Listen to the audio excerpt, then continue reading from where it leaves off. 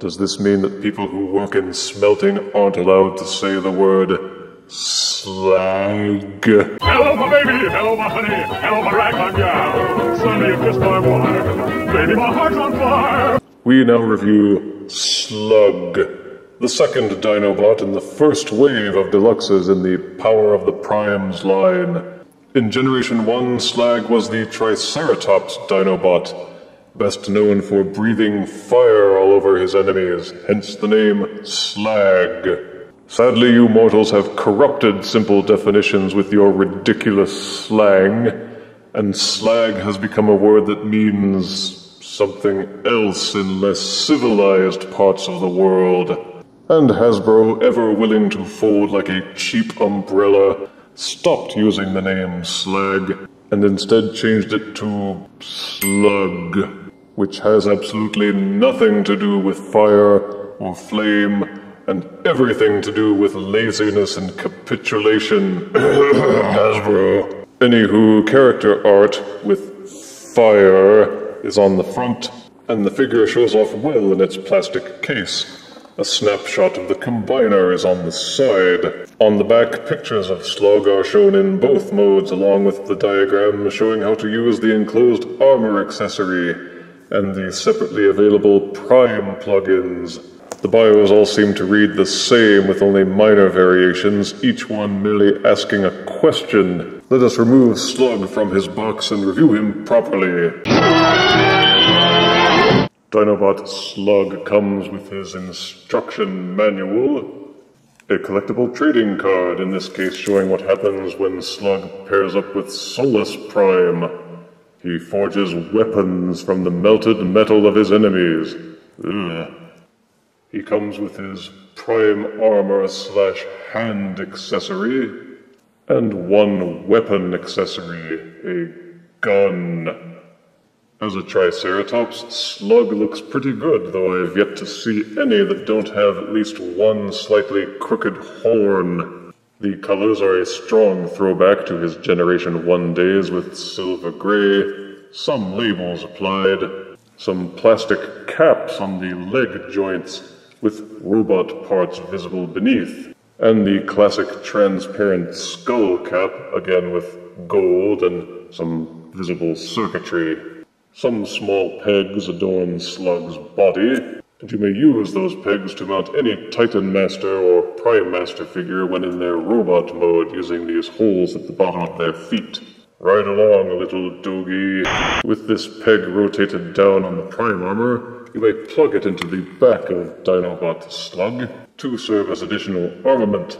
You can also plug the gun into the holes on the sides of the leg, or mount it on top of the body, or with the Prime armor you may mount it into these holes. This small plug on the Prime armor can be removed, revealing slots and grooves inside this cubby hole. Take any Prime Master figure, or Titan Master figure transformed into a head, and it will seat firmly into the cavity and plug into the figure so that he can have more brain power while he's running around. As Slag is a beast former, he can be posed. The mouth can be open and closed. The horns are a bit tight, but they can be swiveled in and out, just like they could with Generation 1 Slag. The forelegs are on ball sockets, and the legs can be splayed out or rotated fully. There is an upper foreleg swivel, and the elbow joint will bend forwards and backwards. There is no mid-body articulation, but the rear legs can be rotated fully. You may also bend the knees backwards, although this exposes an ugly transformation gap. The dino head and tail don't seem to have any articulation, but you can still get a surprising degree of articulation from your Dinobot Slug.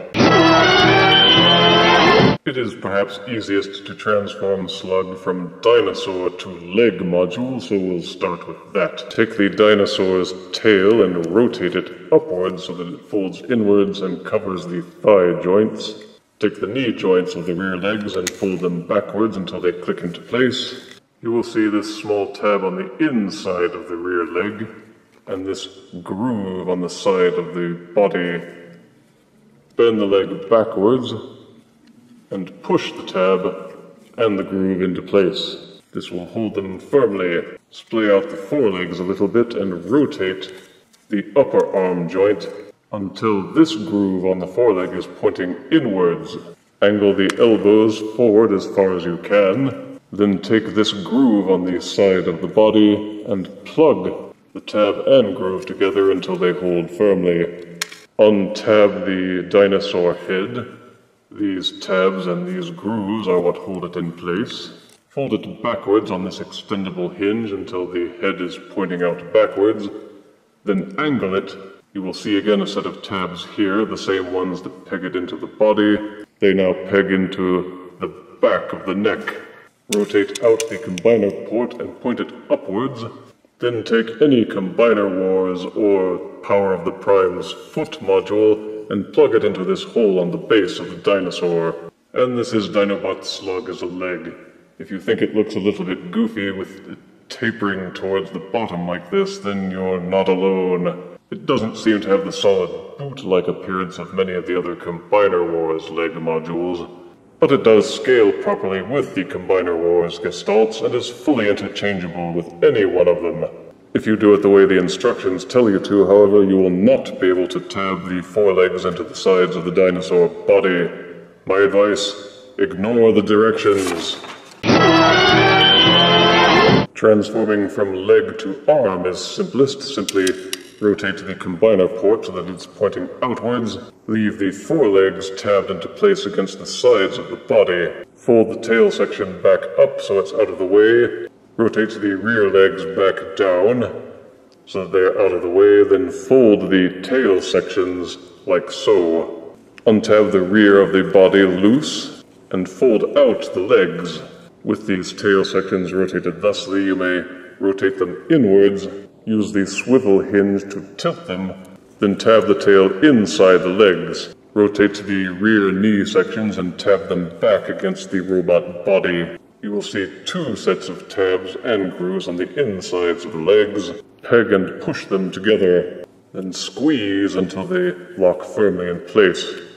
You may need to beef them up with a little floor polish. Mine had a tendency of popping apart.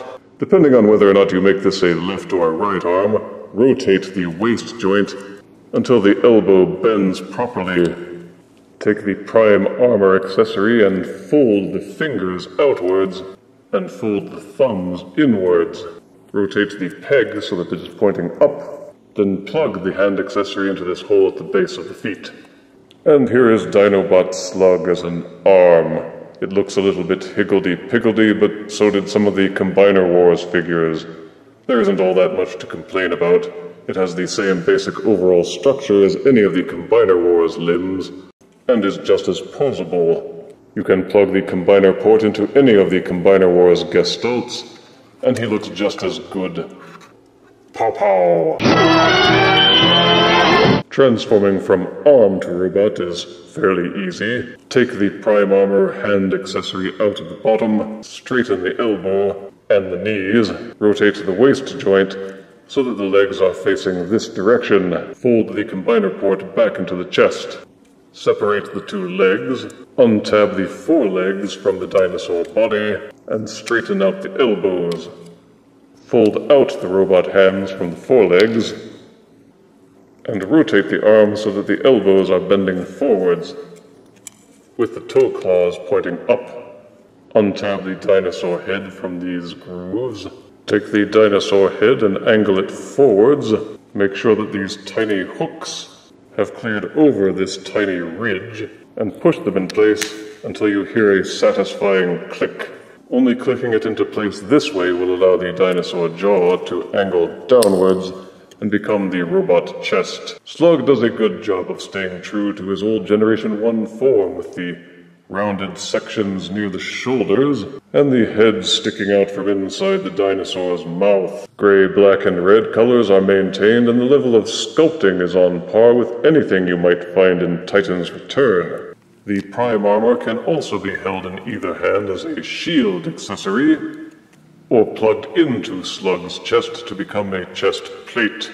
Some have complained that Slag should have a sword and a gun accessory like in Generation 1, but given they already have the armor accessory to deal with, An extra thing to hold would just be cumbersome. Slug's head will rotate inside its mouth, but it's difficult to reach in there and get it. These shoulders are ball-socketed and support full rotation and a great deal of splaying. Upper arm rotation is included. The elbows will bend forward 90 degrees and backwards a little bit too. The hands will fold backwards inside the forelegs. Full waist rotation is supported, and the hips are ball-socketed to allow for a full degree of movement forwards and backwards, in and out. Upper thigh rotation is included as well, and the knees will angle backwards a little less than 90 degrees.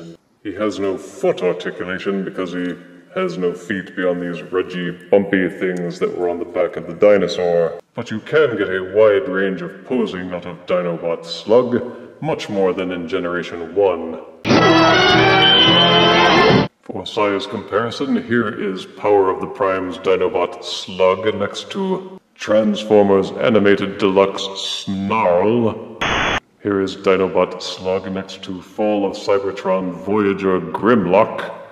And here is Deluxe Dinobot Slug next to a Funko Pop Nazgul. Slug doesn't feel quite as solid as with Generation 1, but in most other ways he is a great improvement. Generation 1 Slug's tail in robot mode just kind of hung way out there on a long hinged rod, and his feet looked clownishly oversized. Power of the Prime's Slug seems to have fixed all the old flaws while still keeping him faithful to his beginnings. Positives include excellent detailing, colors, articulation, and playability. Negatives include that annoying bent horn. The back half of the dinosaur separates too easily, tapers as a combiner limb while some parts are too big. But he's at least as good an update as Swoop, and earns 8 out of 10 deaths. So go out and get one quick, you slugabeds. If you refuse me, honey, you lose me. Then you'll be left alone, oh baby. Tell them all, and tell me I'm your own.